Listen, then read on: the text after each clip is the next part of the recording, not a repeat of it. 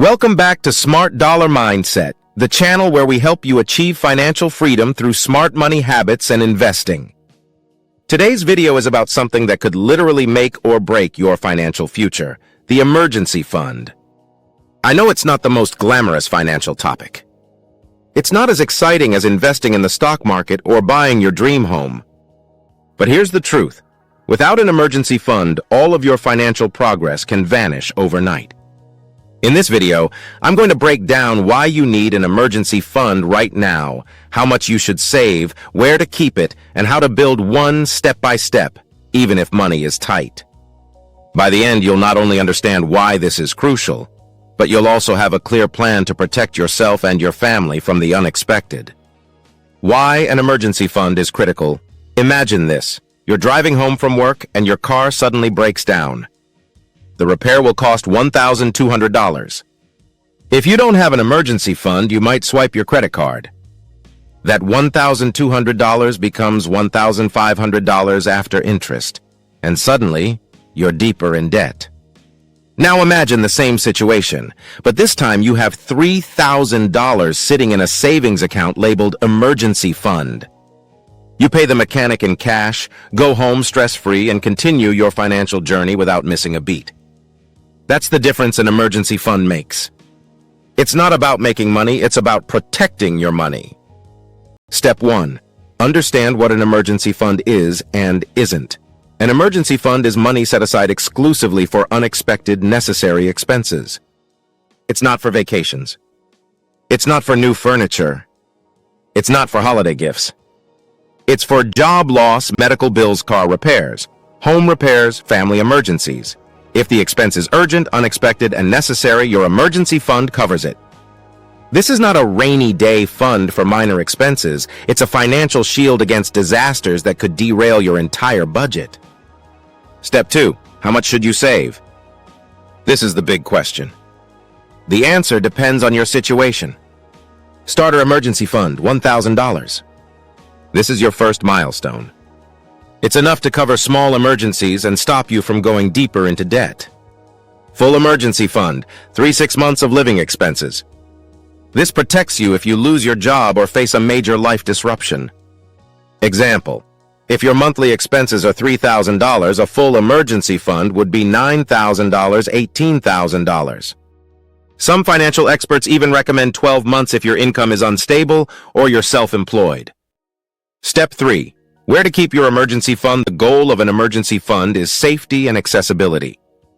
That means a high-yield savings account is best. It earns some interest, but the money is still liquid. Avoid investing it in stocks. The risk of losing value is too high. Don't keep it in your checking account where you'll be tempted to spend it. Think of it as a safety net, not an investment.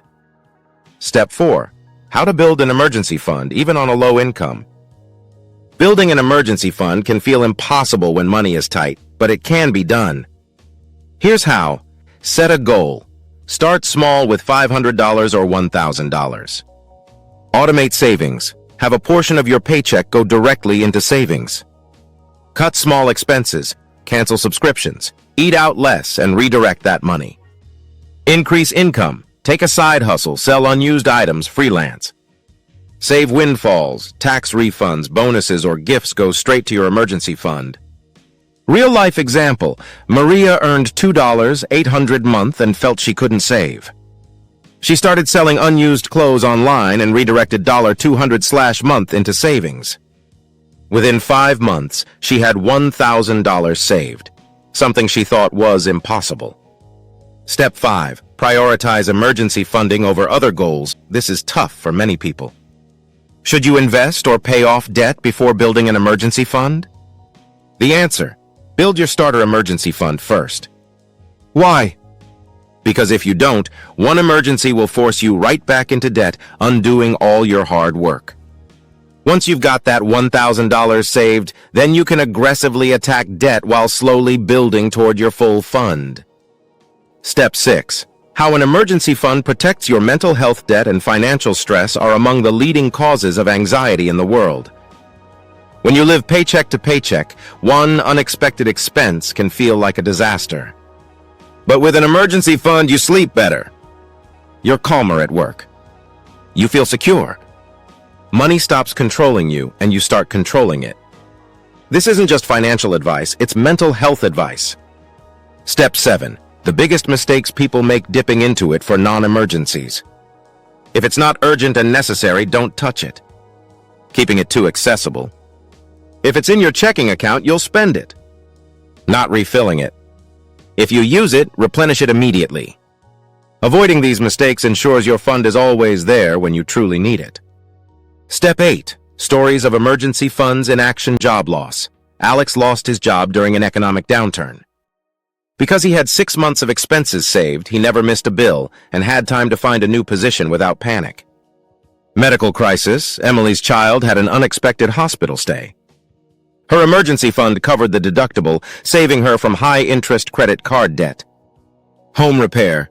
David's water heater broke in the middle of winter. Instead of borrowing, he pulled from his emergency fund and replaced it within a day. These stories show that life happens to everyone. The difference is whether you're prepared. Step 9. Transition from emergency fund to wealth building. Once you've built your emergency fund, don't stop there.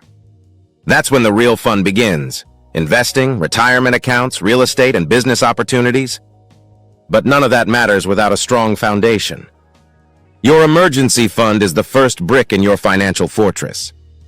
Final thoughts.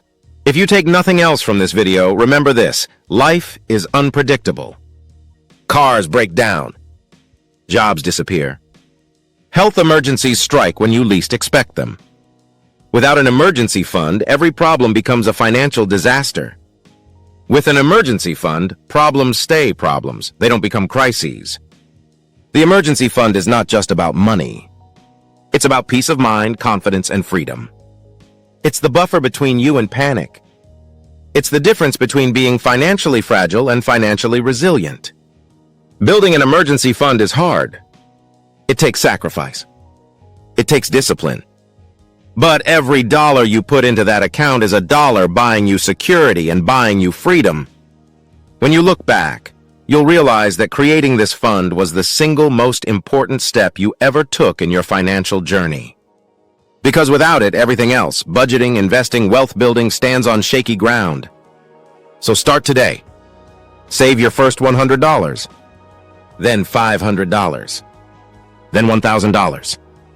Keep going until you've got 3 to 6 months of expenses saved. Don't wait for the perfect time, because emergencies don't wait for you. And when you've built that safety net, you'll feel something incredible: freedom.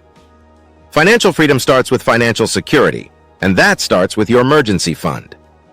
If this video helped you, hit that subscribe button and join us here at Smart Dollar Mindset, where we're building a community of people who want more than just money. They want freedom, peace of mind, and control over their financial future.